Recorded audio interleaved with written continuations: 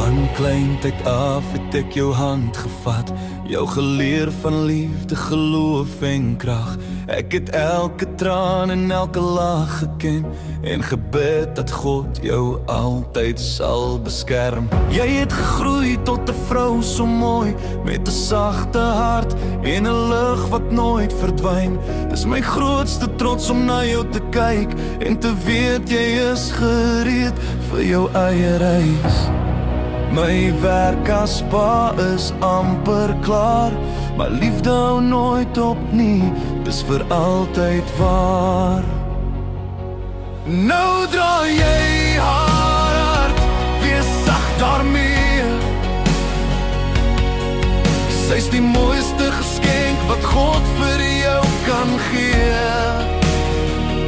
Respekteer haar altyd, hou haar veilig vas. Laat haar elke dag weet, sy's jou grootste skat. Vat nou hierdie luisels hoor, of verder waar ek staan. Gee haar elke rede om met trots langs jou te gaan. Lief haar soos Christus sy liefde wys, en ek weet sy sal altyd by jou veilig wees. Ek gee jou nie net my dogter vandag, ek vertrou jou met my hele hart. Sy verdien 'n man wat sy woord gestaan sal doen, wat daar eerste sit in alles wat hy doen. Wanneer storms oor julle huis sal waai, moenie los nie, staan net nader aan haar sy. Hou 'n hand wanneer die wêreld koud voel, want ware liefde kies mekaar elke keer opnuut.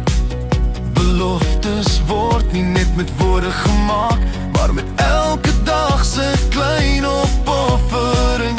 Wees haar vrede, wees haar huis, en laat God altyd die middelpunt bly.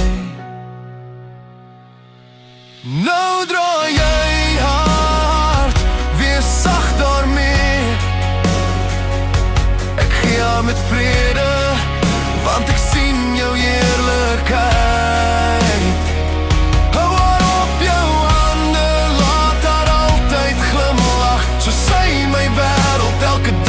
Straal het, my werk is klaar, nou begin joune vandag. Bou same lewe vol geloof en lach, en onthou wanneer julle eendag grys sal wees, liefde kies mekaar elke enkele dag.